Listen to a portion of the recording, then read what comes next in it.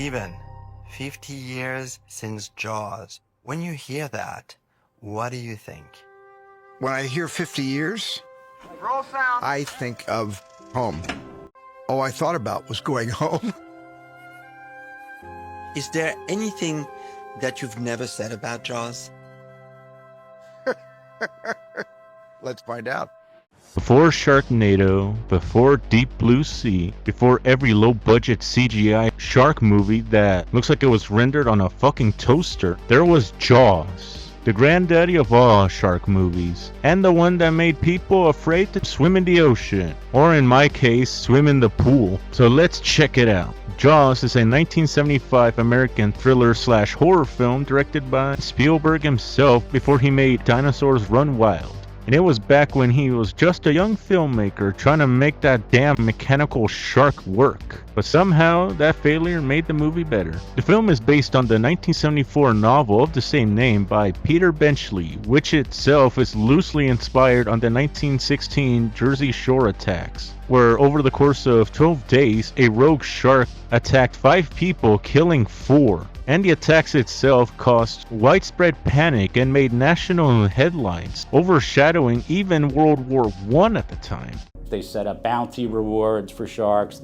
They used dynamite and took old spears and pitchforks and rifles and other weapons to try to hunt the shark. Anyways, I do mean loosely, as Benchley himself denied that the attacks were his direct inspiration, but he later admitted that he took some influence, as well as his own fascination with sharks. And he also wrote the first drafts of the script, with actor-writer Carl Gottlieb would later rewrite the script during principal photography. The film is known for being one of the first blockbusters of its time, due to the fact it's one of the first major studio films to be marketed through television and tie-in merchandise. But it's also a pain in the ass just to make it. For instance, the film kept going over budget and behind schedule. We were on the ocean for like 4.5, 5 months, and we all began going off the deep end, literally. It's not the time it takes to take the take that takes the time. It's the time it takes between the takes that takes the time that takes to take. Fucking what? And like I mentioned before, the mechanical shark malfunctioned a lot. They built the shark in a hurry, and then they realized that salt water eats everything. Supposedly the shark comes shooting out of the water head first, and this has absolutely happened. The shark came up tail first. You thought, oh my God, are they going to finish this movie? You're goddamn right. So Steven took a page out of Alfred Hitchcock. What Alfred Hitchcock could do with the power of suggestion, I thought if just a little bit of that can be sprinkled on my mojo, then maybe I can make Jaws with a real tip of my cap toward Hitch. So without further ado, let's check it out.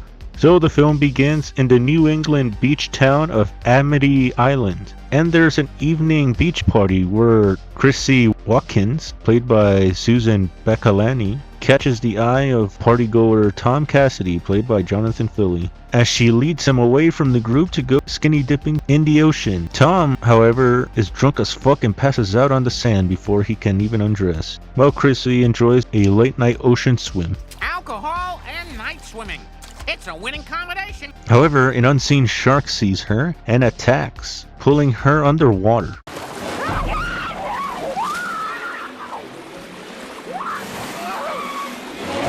Now let me think. How did that beautiful young naked lady in Jaws make it out alive?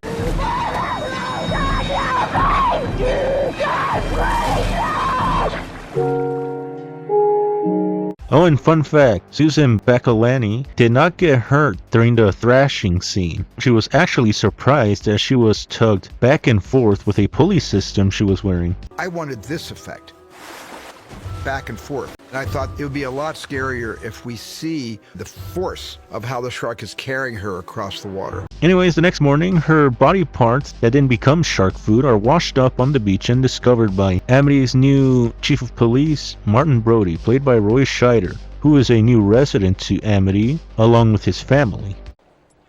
It must be in the backyard. In Amity, you say yard. They're in the yard, not too far from the car. And as you can see, he's having trouble fitting in. Anyways, after the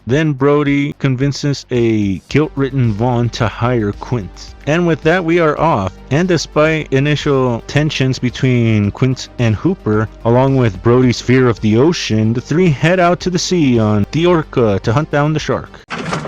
What? This is compressed air. You screw around with these tanks and they're gonna blow up. But I don't know what that bastard shark's gonna do with it. Might eat it, I suppose. A huge steaming ball of foreshadowing. And as Brody lays down a chum line, this happens. I can go slow ahead. Come on down and chum some of this shit. Hello. Name's Bruce. You're gonna need a bigger boat. He said it! He said it! And fun fact, the shark was nicknamed Bruce as a tongue-in-cheek homage to Spielberg's lawyer, Bruce Rammer. I thought it'd be fun to nickname the shark after my attorney, Bruce Rammer. So I started calling the shark Bruce. And then the shark shed, where Whitey and Bob Maddy, everybody else was working, they started calling the shark Bruce. And then everybody forgot why it was being called Bruce. It just was named Bruce. And after that scene, Quint estimates that this shark is one big motherfucker. And so they harpoon it with a line attached to a flotation barrel. However, the shark pulls it underwater and disappears. Unfortunately, I cannot show the whole thing because of copyright, but luckily I found a parody. There he is, Chief! Throw it! Throw it! You'll actually get a feel for the shark's personality. You missed me, you dried up douchebags!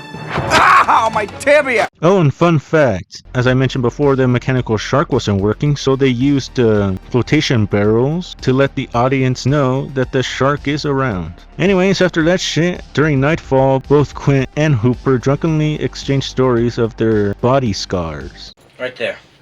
Mary Ellen Moffat. She broke my heart.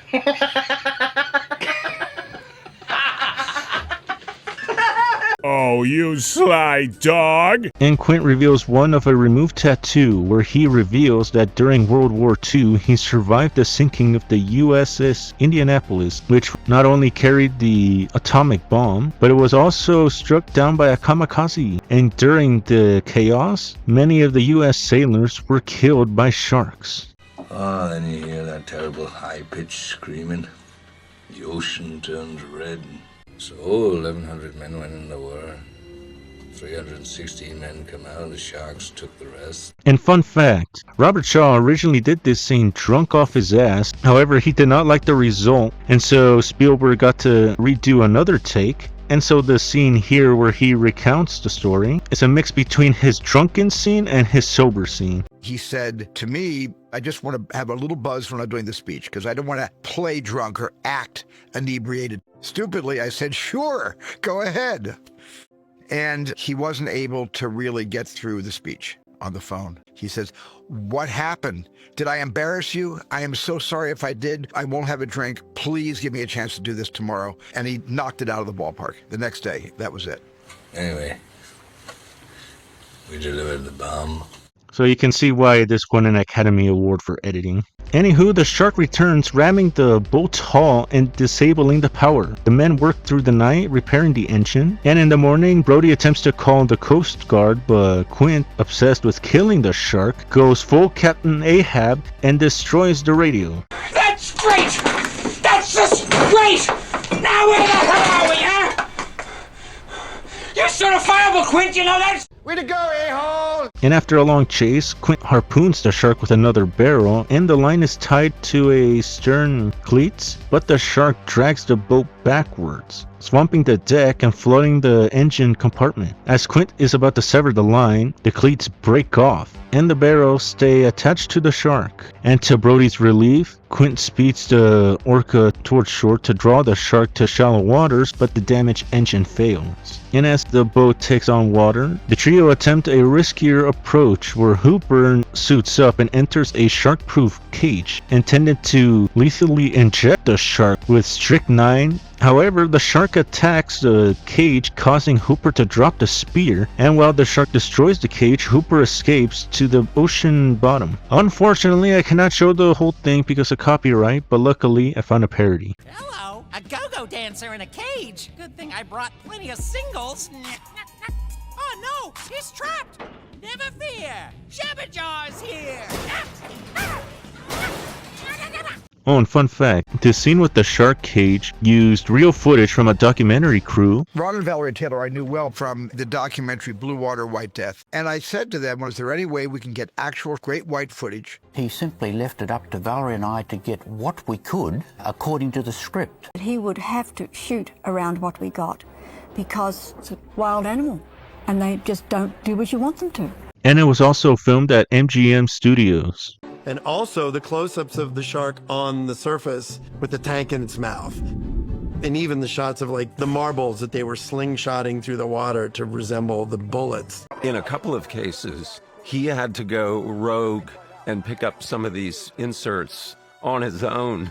Then the shark leaps into the boat's stern and devours Quint.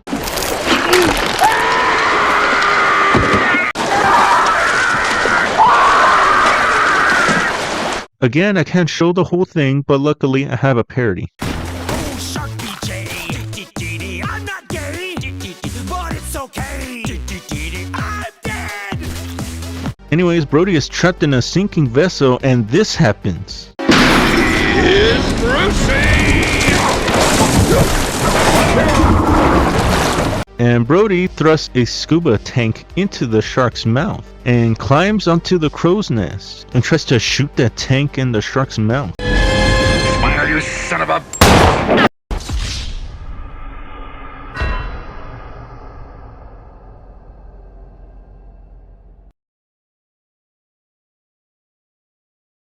Oh, and fun fact, originally Spielberg didn't want this scene because it was too unrealistic. And moreover, the Mythbusters would later prove that, yeah, you can't blow up the shark by shooting at it. You have to put fucking C4 in that bitch. When in doubt, C4.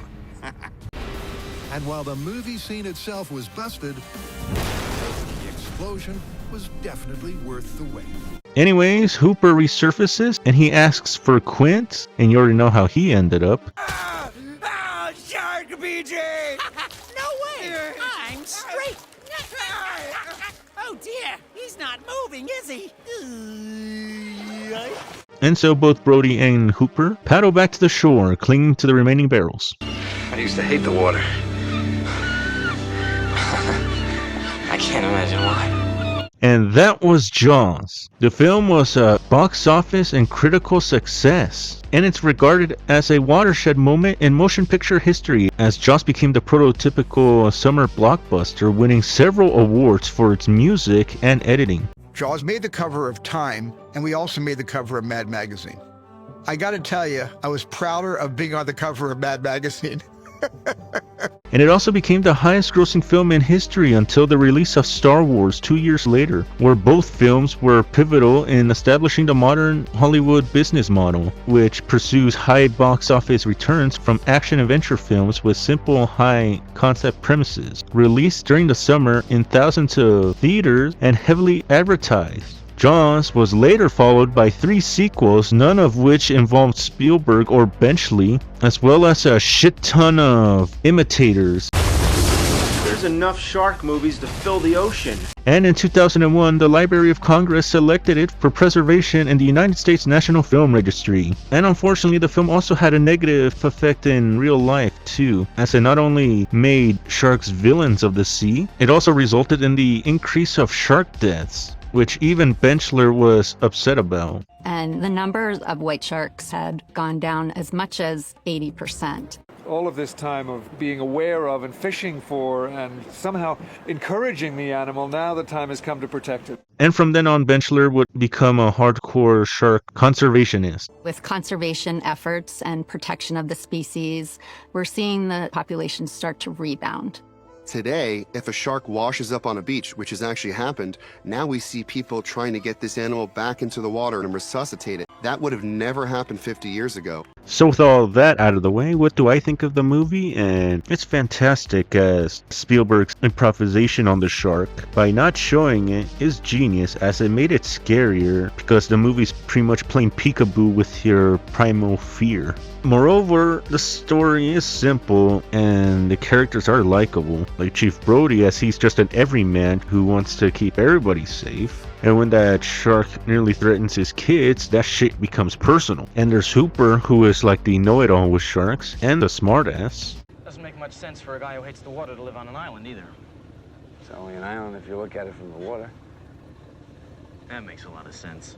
And there's Quint, who has that salty sea dog with one hell of a vendetta type of vibe. And his speech about the USS Indianapolis is not just acting, it's cinematic gold. It's like Hemingway got drunk off his ass and wrote a horror story. It's a fascinating thing to watch Robert Shaw make the choice to play it with a smile, with relish, and for you to then understand his obsession, like he's haunted by the screams of those men who all died around him, and you feel it. The whole scene pulses with trauma. And speaking of drunk, Robert Shaw did that a lot in this film. Hell, he even had beef with Richard Dreyfuss. And you can see that a lot, especially in this scene. There was a lot of Richard challenging Robert and Robert challenging Richard. They were kind of sparring partners. There was a love-hate relationship between the two of them.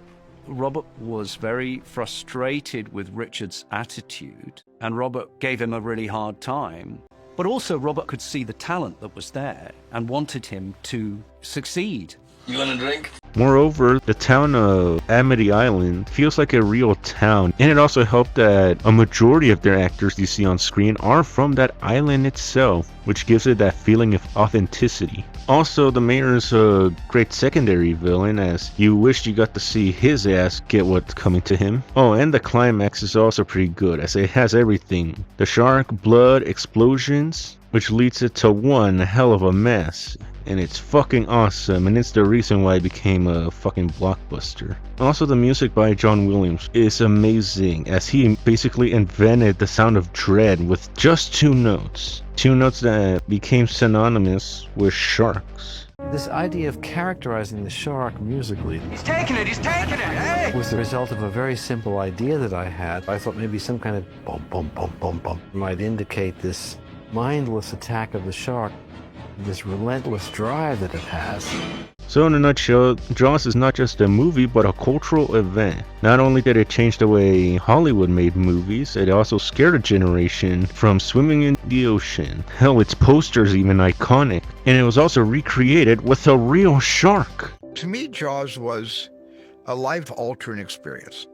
On the one hand, it was a traumatizing experience for me that was mostly about survival. Jaws also, I owe everything to. Because of Jaws, I got Final Cut, and I've had it for the past 50 years. And so I'm giving this film 5 out of 5 great white sharks. And that was the video. Don't forget to like, share, and subscribe for more videos just like this. Let's up those numbers! Oh, and if you like my work, support the channel at Ko-Fi. There you can support me with as little as $1 a month, which is a hell of a lot cheaper than GTA 6. And you can drop suggestions for any future content you want me to check out, and you get to have your names in the credits. And if you do support me, I thank you very much, and I appreciate it very much. Now, if you excuse me, I'm gonna go for a swim.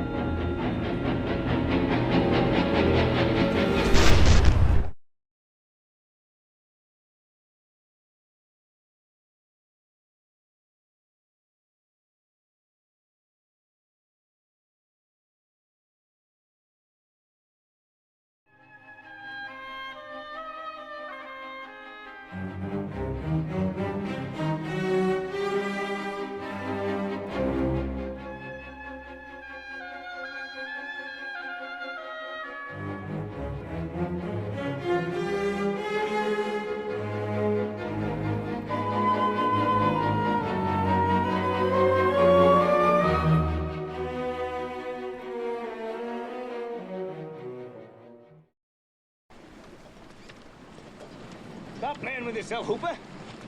Slow ahead, if you please.